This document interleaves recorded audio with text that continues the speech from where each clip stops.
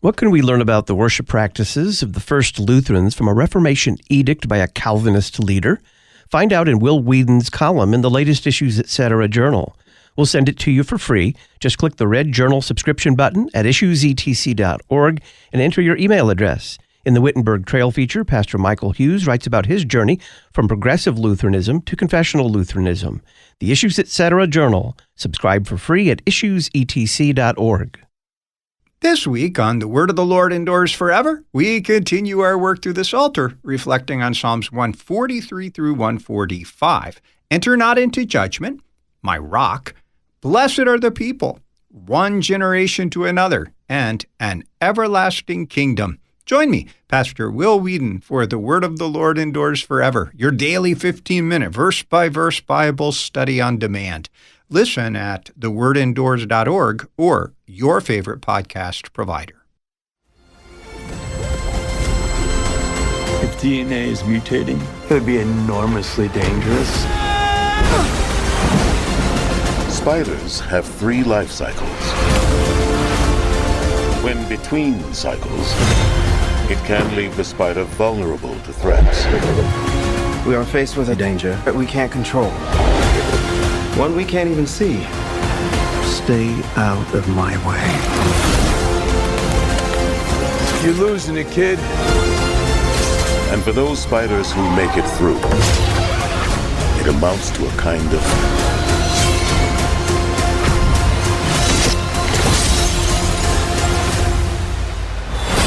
rebirth.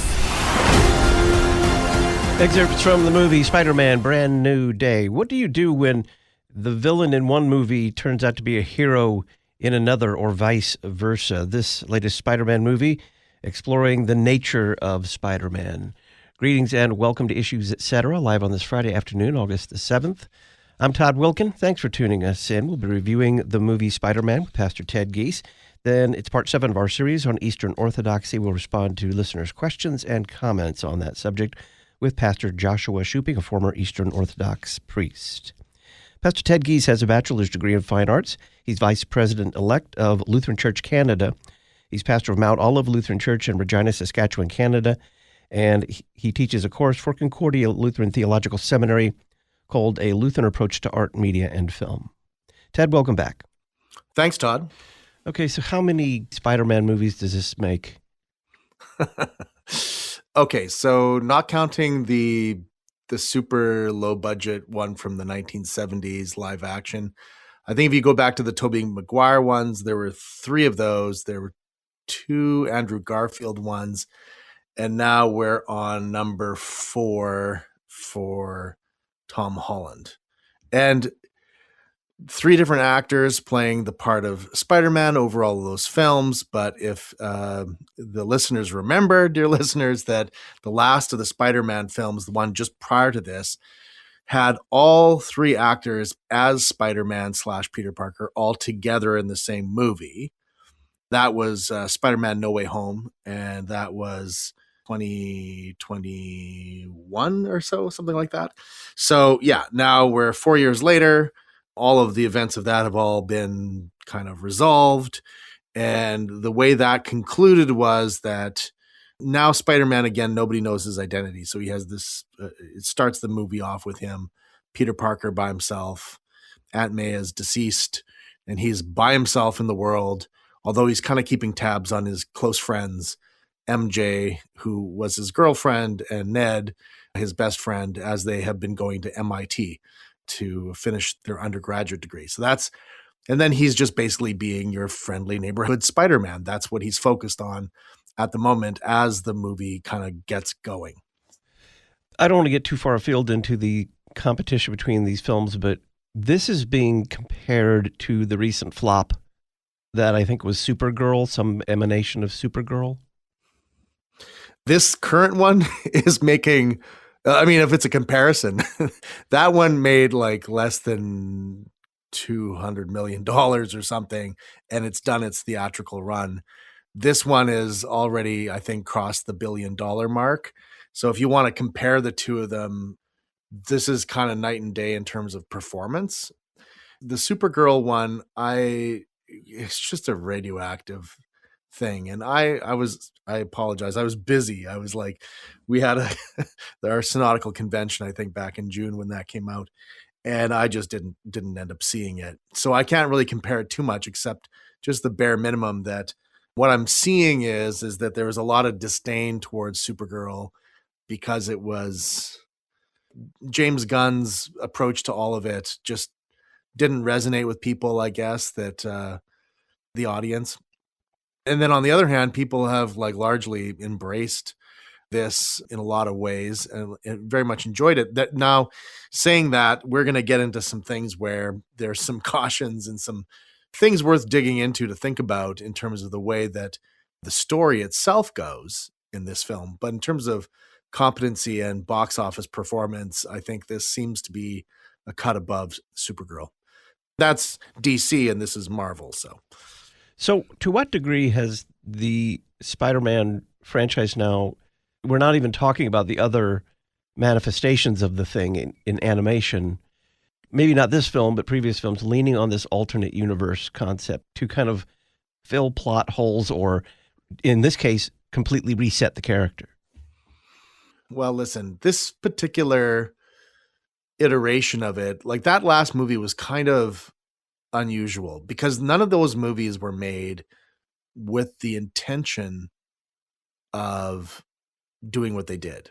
Like when they were making the Tobey Maguire movies and then they were making the Andrew Garfield movies, there was no plan for overlapping these. They were just like separate things.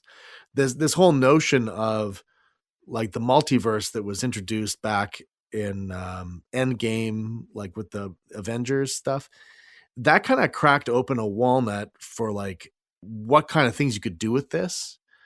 Let's say your mileage varies on this. They've had varying degrees of success when it comes to, in terms of Marvel doing this, what they're doing with it. So, for instance, the Fantastic Four film that had come out a while back, that one with Pedro Pascal in it, those Fantastic Four characters are going to be part of Avengers Doomsday, which is coming up here in December, I think, November, December. But that's from a different multiverse kind of a deal. But they did in that Deadpool and Wolverine, they had Chris Evans, who plays Captain America, but who in the previous earlier version of Fantastic Four played Johnny Storm, the guy that turns into like a flame of fire or whatever. They had him in Deadpool and Wolverine reprising his role not as Captain America, but as Johnny Storm. And actually, the other thing about Doomsday is that Robert Downey Jr. is playing Dr. Doom, and it's the same actor who played Iron Man. So this is kind of baked into a lot of what they're doing right now. And in terms of Spider-Man, it was very successful in the way they did it in this previous film. And here you've got like the further repercussions of it. So these films are actually, they seem to actually be kind of carefully constructing them so that they build one off of the other, which, you know, doesn't always happen. Like sometimes there's a lot of like mess with this, but these particular Spider-Man ones seem to be a little more successful. Who is the villain in this film, and does the film present them as a true villain? Okay, so now, dear listeners, this is where we really get into spoilers. So if somehow the internet has not spoiled this for you, or somebody hasn't like wrecked this for you or something, I don't even know what the TV commercials look like at the moment. But if you are, you know, you're wanting to keep all of this surprise out of your eyes and ears before you go to see the film, this is the time when you tap out, because we're going to talk about the villain now. So the way that the film starts, you know, he's being your friendly neighborhood Spider-Man. And then in the midst of all of this, something peculiar starts to happen. There's this kind of mysterious threat that starts to develop and show up. And what you get is some sort of villain that can take over people's bodies. So it's kind of like possession. It's like a mental possession of a person's body. and they seem to jump like from one person to the other person to the other person. There was a movie with Denzel Washington years ago I think it was called Fallen, and it had this idea of like a demon Azazel doing this, where they would pop from person to person to person. It was like a crime drama, but with the murderer was actually a demon who was popping from body to body, making it hard for the cops. It reminded me of that with this. So this character that's doing that is then finally revealed as Jean Grey. So comic book nerds and people who have watched lots of X-Men movies will know who Jean Grey is. Jean Grey is one of the X-Men, and she has like this kind of mental ability to do things. And here they're highlighting this idea of it being like just like possessing people's bodies. It's one of the things that she does. That character also eventually has a story arc in the comic books, and then they've done this in a movie. I think Sophie Taylor played that part, if that's the right name for that lady, but it's the Dark Phoenix storyline. So there's sort of kind of threads of that in this. The character is played here by Sadie Sink, and viewers might remember Sadie Sink from the Netflix show Stranger Things, where she played Max. So that was one of the kids in the show Stranger Things. It's sort of similar, like there's some similarities between the characters here. It's not that she's being typecast or anything like that, but you can see where they thought, hey, you did a good job with that. You might be able to do a good job with this. Now, Kevin Feige, who oversees all of the Marvel films, he's come out and said that he wants like this actress playing this character to be in more stuff. So they're kind of setting her up. This is her introduction into the films that they're making now. Now they're kind of bringing in the X-Men related stuff too. That's going to happen in that Doomsday movie later this year. Sadie Sink is playing the character of Jean Grey. Jean Grey is kind of actually mostly a hero within the X-Men comic books. So essentially, here she's the villain. So that then raises some questions. It's like, well, why is she doing the things she's doing? And, you know, how does this all work? The other thing, like they were really keeping the secret about this before the movie dropped and came out. So a lot of internet speculation was that Sadie Sink was going to be playing a different Spider-Man character, Gwen Stacy, who is herself ends up being kind of like a Spider-Man kind of style female character, like where she slings webs and whatever, etc. So that's not what happened though. She's Jean Grey and she's the villain. It turns out in the course of this film that you find out that she had a sister who had been kind of abducted by this particular government agency, which is called the DODC, the Department of Damage Control. And she was kidnapped. The sister was kidnapped, and she's trying to find her sister. She's trying to infiltrate this government agency, and Peter Parker kind of helps them track down who she is and tries to stop her, etc. And as it's all unfolding, he gets to know who she is a bit better. And that's where the kind of the wheels fall off, because as you're watching it, like people are being, and you don't even know who this character is yet. You don't know who it's going to be, but leading up to the reveal of who it is, like this character is like murdering people. Like, and you know, like when you look at this, there's a moment where she possesses the character of MJ, played by Zendaya, who's the former girlfriend of Spider-Man. And she, in that capacity, she kind of like, weirdly enough, like kind of sexually abuses both of them. She creates a scenario in which a kiss happens, which probably shouldn't happen. And she's the instigator of all of it. And she's like using like MJ's body to do all of this stuff. So she's not a, let's say that she's not a morally ambiguous character at all. Like she's like objectively evil, and then it's revealed who this character is, and then you're like, oh, but that's this hero from over here in the X-Men comic books. All right, then, how's the rest of this going to unfold? And there's a quote at one point, like they they have a moment where, like, one of the things is she can get into everybody's minds and take over their bodies, but she can't seem to get inside of Peter Parker's mind. And that's consternation to her, and, well, good for him because he's trying to stop her.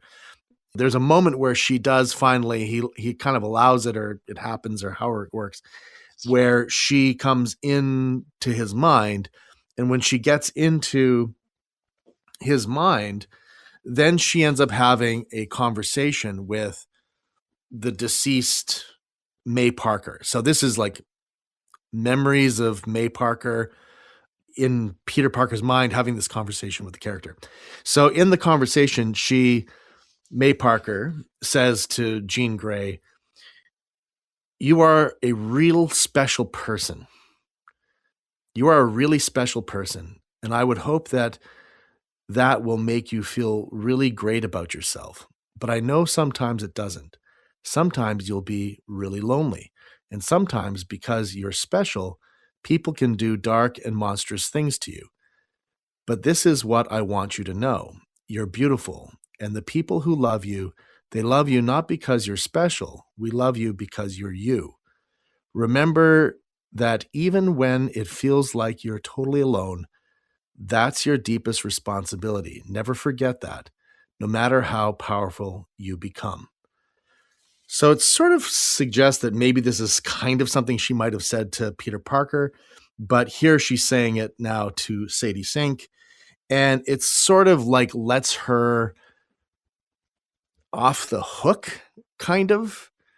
Like the thing that's very obvious, like as you're watching the film, is that the film wants you to think of her as misunderstood or something. Like she's not really a villain. She's just, she's doing all this because she wants to find the people who kidnapped her sister. And I guess that excuses, like, massive damage and death and mayhem and, messing with people and, all of the rest of it. But it really actually objectively doesn't. So she is just like off the hook, like horrible. But clearly the movie doesn't want you to think that. The movie wants you to like warm up to her and be okay with it. And they use Peter Parker to get you there. Listen, they didn't get me there, but this is a pastoral concern, I guess, is that people should really actually consider this character to be actually, truly, completely, full stop, a villain. Pastor Ted Giese is our guest. We're reviewing the movie Spider-Man Brand New Day. We'll get into the nature of Spider-Man next.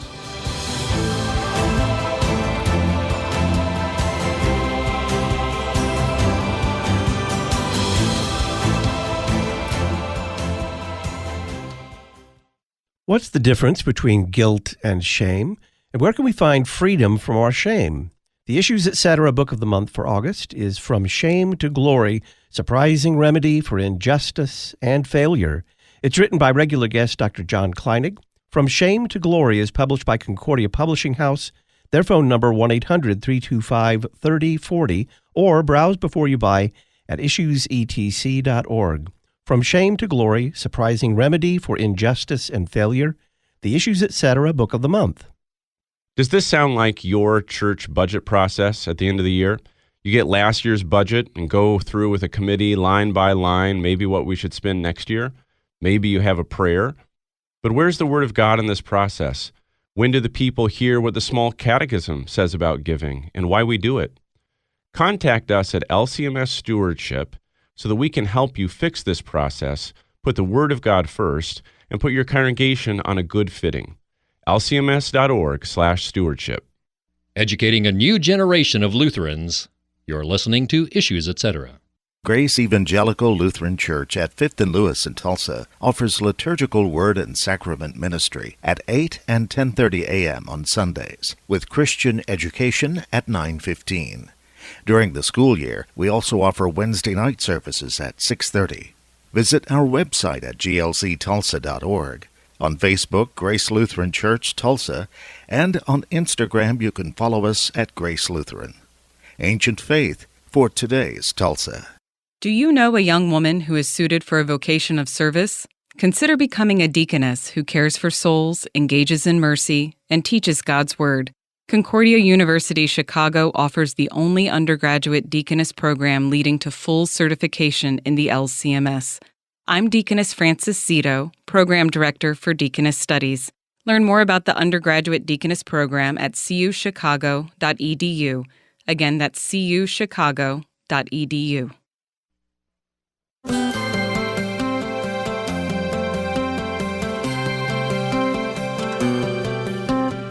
The Lutheran Witness magazine interprets the world from a Lutheran perspective. Artificial intelligence is the theme of the latest edition and contains columns from Issues Etc. guests Pastor Jonathan Connor, Dr. Jean Edward Veith, and Pastor Matt Harrison. An annual digital and print subscription is less than $25. Subscribe today at witness.lcms.org or by calling Concordia Publishing House 1-800-325-3040, the Lutheran Witness magazine. We're reviewing the movie Spiderman, A Brand New Day. Pastor Ted Giese is our guest. You say that the nature of Spiderman is a central theme here. What do you mean? This is also just on the outset here, I enjoyed watching this movie. Now, part of my enjoyment of watching any movie is the analysis of enjoying the movie. But overall, this is a well-made movie. It's a lot of fun. It's got great visuals. It's maybe not quite as satisfying as the previous one, but it's really well made, and it's an enjoyable movie to watch. So, saying all of that, now we get to this next part, which is the character of Spider-Man. There's something going off wrong with his DNA because he's been bitten by the radioactive spider. So there's this spider part of him. And the spider part of him is threatening to kind of take over. Now, as an aside, I'm not done watching it yet, but I've been watching Spider Noir with Nick Cage, which is on Prime. And this is kind of also a little bit of a theme in that show. That's another multiverse thing. It's set in a noir kind of style, detective movie kind of thing, but with Spider-Man in New York City.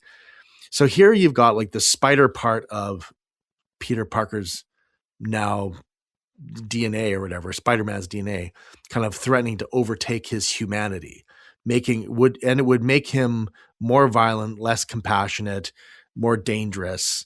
And this is something that he's dealing with. It's an existential crisis, but it's also a physical problem that he's trying to overcome. This leads him to getting some assistance from Bruce Banner, the Incredible Hulk, because he's got one of these inhibitors. So he works on making one for himself that would deal with his particular condition, as it were. But at a crucial kind of the apex kind of moment of the movie, during this big confrontation where the character of Jean Grey is using her mind to manipulate these Asian assassins from this group called The Hand that goes into they've showed up in things like the Defenders and the Netflix show Iron Fist. At any rate, she's using them to fight Spider-Man. Spider-Man ends up having this interaction with her. So Jean Grey says, "My sister died in this room." So she's sitting in this room. This is where this is happening. She's manipulating everything from this one spot. "My sister died in this room surrounded by these men. And her only crime was that she was special. Just like you, just like me.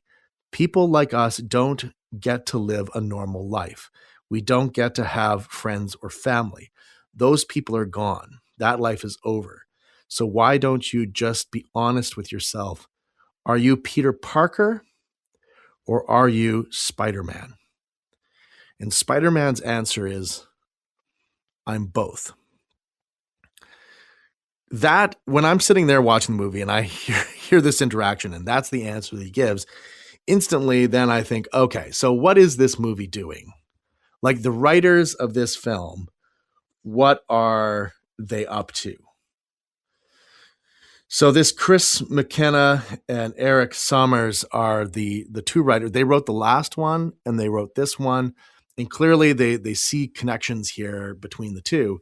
But you start to go, okay, what are they doing with this? Why is that the answer? And this is where I start to go, okay, so there's different possibilities here, or I should say you could hear that answer and you could read it with a couple different worldviews. So let's say we look at the worldview of like just modernist materialism. So within modernist materialism, within psychology, let's say, you would maybe have this concept of nurture versus nature, sort of nature versus nurture. And then this would be a criticism of that, like, is somebody the way they are because they were born that way, or because they were made to be that way because of circumstances, et cetera, et cetera. So this is the kind of question with that. And this then could be a criticism of it, in that it's not that you were either or, like made that way, like born that way, or made that way. Maybe it's both.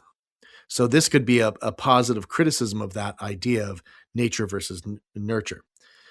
Then you have maybe the darker, more troubling possible reading of this answer that he gives, which is the Jungian psychological answer. And in the Jungian psychological kind of framework of things, there's this idea of the shadow self. And one of the things that through Jungian psychological analysis that you go through is this concept of integrating the shadow self. So you don't fight against your darker urges. You have to somehow integrate them into who you are. And this is particularly, bad advice. You shouldn't embrace, the things about you which are evil or problematic. You should really actually be fighting against those things, right? But that's that Jungian psychological position. And behind Carl Jung, like when you get into his writings and stuff, like eventually his letters and things, you discover that he's a Gnostic. So he's into Abraxas and so all of that stuff, that's his behind the scenes framework.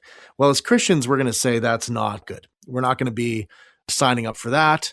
Gnosticism is ancient kind of Greco-Roman kind of set of ideas that then kind of got merged in with Christianity at one point and caused all sorts of trouble. So we're not interested in that as Christians. So then the other way that you could probably maybe also look at it, you could bring a Christian worldview to it. And maybe he's getting into this simul justus et peccator kind of simultaneously righteous and sinner kind of thing, that he's neither one nor the other. He's both. You could look at it like that. You could have that kind of an approach to it, that there's these two natures within Peter Parker, these two parts of Spider-Man, that Peter Parker and the Spider, that are at odds with each other. You could look at it in that way. That raises another kind of interesting question, is that what does it mean that those things are kind of, like a Venn diagram kind of overlapping with each other? I don't know. That's something for another day and more thinking. But that's a big part of what this movie is getting at. And the casual viewer, is not going to necessarily worry too much about all of those things, but it's not like that those worldviews couldn't be applied to this, or it's not that it couldn't be read in that way. So I think it's worth kind of considering. Pastor Ted Giese is our guest. We are reviewing the movie Spider-Man Brand New Day. When we come back, we'll talk more about the hero and the villain.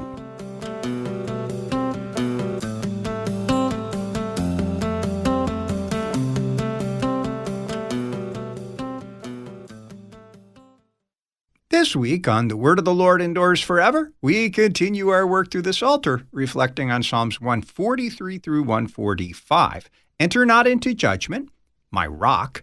Blessed are the people, one generation to another, and an everlasting kingdom. Join me, Pastor Will Whedon, for The Word of the Lord Endures Forever, your daily 15-minute verse-by-verse Bible study on demand. Listen at thewordendures.org or your favorite podcast provider. The Lutheran Church Missouri Synod cares deeply for those who protect our nation. Are you or a loved one currently serving? Ministry to the Armed Forces would like to help. We provide devotional literature to encourage faith. Send your mailing address to lcmschaps@lcms.org or call us at 314-996-1337. Those in uniform are comforted with Psalm 28. The Lord is my strength and my shield. My heart trusts in Him, and He helps me.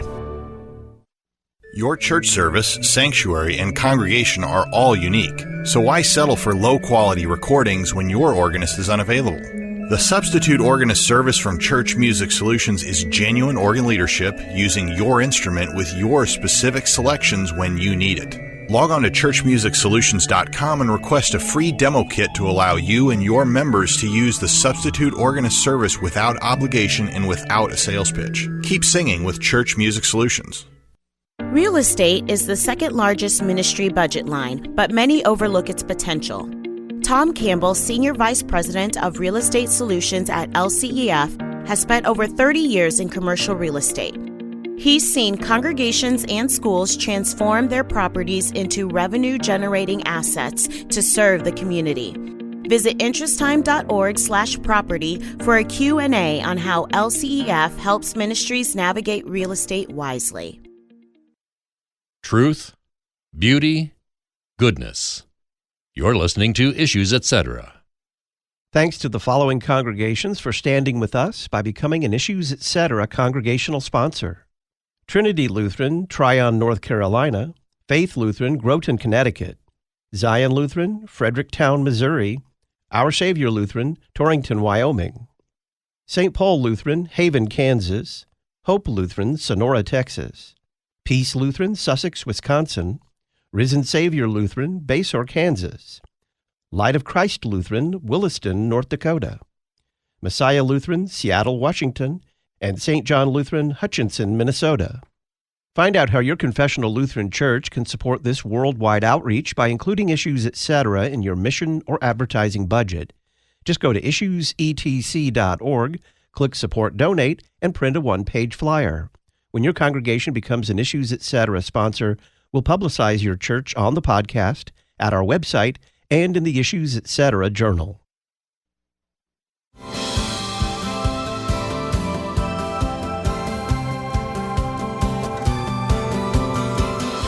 Welcome back to Issues, Etc. I'm Todd Wilkin. On this Friday, August the 7th, we're reviewing the movie Spiderman, Brand New Day with Pastor Ted Giese. Ted, how does the Parker character interact with the villain? Well, again, now, I grew up watching I get maybe they started 1967 or something, 1968. Did you remember the Spider-Man TV show? Yes. And it was always he got the guy, strung him up with the webs, and little note saying compliments of your friendly neighborhood Spider-Man. He'd give them to the police. That was it. It's done. And then off to the next episode kind of a deal. That's what I grew up on. I read some of the little comic books and stuff too, but that's kind of what I expect. And it actually, I wished that there was a little more of that in those earlier Spider-Man films. You do get that at the beginning of this film. That is definitely a part of this film. One thing that kind of, though, I think is part of it, knowing that these two writers did the previous film and this current film, there's connections there. And I remember thinking back to, it's a bit of a tangent, but we'll get there. I remember thinking back to when I was watching Spider-Man 3. So Spider-Man 3 has Tobey Maguire in it as Peter Parker, as Spider-Man. And Thomas Hayden Church plays this character of Flint Marko, who is the Sandman. He's a guy who turns into sand. That's his thing. You don't think that sounds very scary, but I guess they kind of work to make him into a villain. So he's in that movie. And at the end of it, because, he fell into some kind of super collider or something, and he just wanted to, I don't know, get back to his family or whatever, Spider-Man has kind of pity on him and lets him go and doesn't just hand him over to the police like that little cartoon from the late 60s, early 70s. So I didn't like that. Back when that happened in Spider-Man 3, that was back in 2007. I didn't like that. That bothered me. I think, it bothered me so much that it really, I had a hard time with that. I thought, this is breaking the character. Well, later, clearly they saw that as kind of a setup for something, because these two writers, this Chris McKenna and Eric Summers, in the previous film here for Spider-Man, that Spider-Man No Way Home, they brought back that character of Sandman, played again by Thomas Hayden Church, and he saves Peter Parker, like Spider-Man, from Electro. And he does this thinking that he's the Tobey Maguire Spider-Man. And then he realizes that I don't know who this Spider-Man is, this Tom Holland Spider-Man. But what it does by bringing him back and having him kind of return the favor and save Spider-Man, it kind of turns it maybe even a little bit more. It made me think of something like that. It's not 100% perfect overlap, but something kind of like that Aesop's fable of the lion and the mouse, that, you know, Spider-Man is the mouse and Sandman is the lion. And then that becomes beneficial to the mouse later. So like that was something that happened, you know, between those two films. It like kind of, it was set up and payoff. And I didn't know that there was ever going to be a payoff for that. Right. So that was kind of good. Now, in that same one, that previous one, that No Way Home film, again, we had talked about how like Tobey Maguire as Spider-Man is there. And he had kind of a, like, because he willfully broke the fifth commandment and ended up murdering the person he thought was the guy who killed his Uncle Ben, that kind of gave him a moral injury that he suffered with after the fact. And seeing the Tom Holland character of Peter Parker in his capacity of Spider-Man almost kill Willem Dafoe, who's playing the part of Green Goblin, the one Spider-Man steps in to save the other one so that he doesn't go down the same dark path that he went down. So like that happened, and that was satisfying, right? It was a good thing.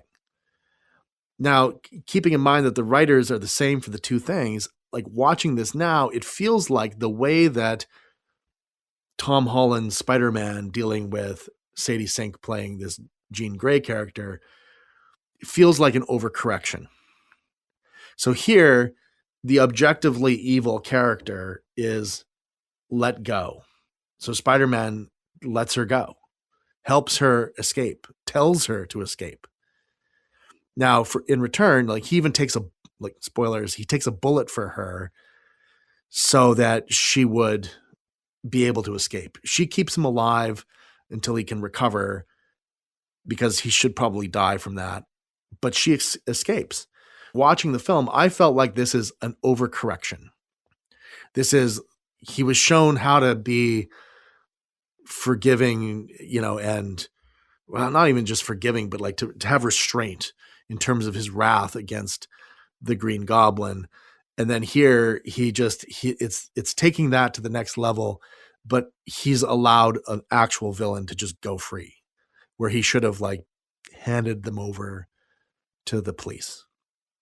And that I would say that when you put all of those things together, it's like, this is a lot of people are going to see this movie. It's made over $1 billion already. It's going to be in the theaters for a long time. I would say that you've just got to be careful about what it's actually saying about forgiveness, because like the Sadie Sink's character is not repentant. They are self-justified.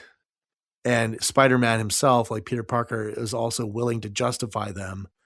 And even like the character of Aunt May, who's supposed to be like a kind of a Jiminy Cricket kind of conscience kind of character for Peter Parker, she's also letting this character of Jean Grey off the hook for all of these things that they've done.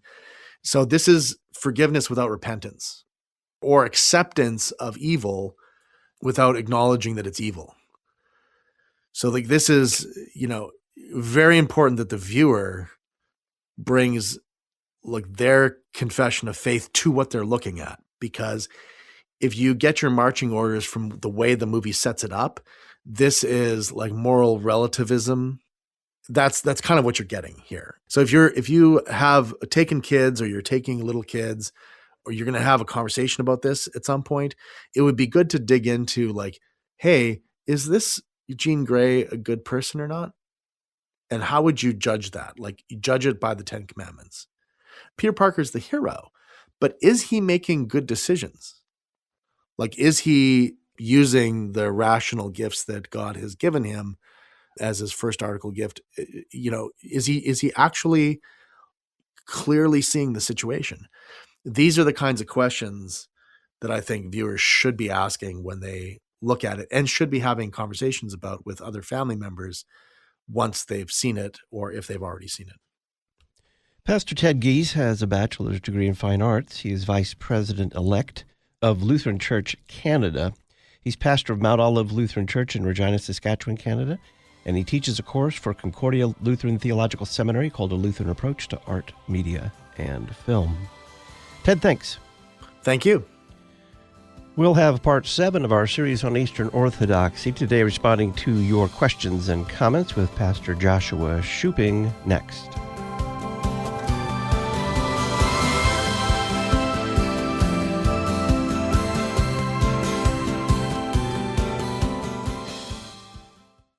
It's also a confirmation of what the church has proclaimed for millennia, that we are not made to be alone, but we are made for covenant.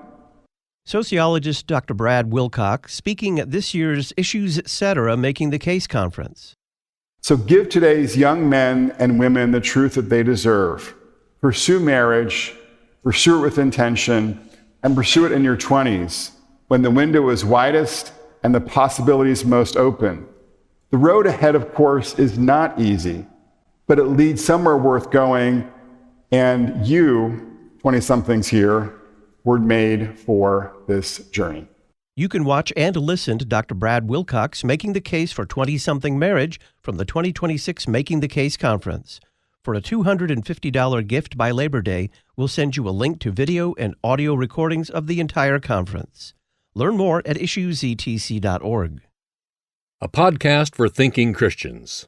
You're listening to Issues Etc. For nearly 140 years, the Lutheran Witness has taught the faith, defended it against error, and shown forth the great treasures of the Lutheran Church and biblical doctrine.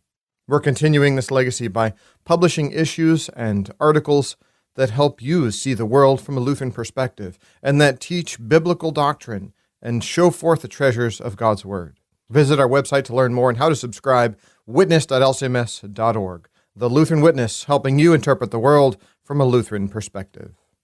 Birds sing, cows moo, thunderstorms wake you from a deep sleep, but for many, they can't hear it. They're deaf, living in a world of total silence. The Epitha Lutheran Mission Society for Deaf Ministry is the only recognized service organization in the Lutheran Church Missouri Synod devoted exclusively to the deaf and hard of hearing. Their mission is to bring the gospel message of Jesus' love and saving grace to those who are deaf. Learn more at elms-deaf.org.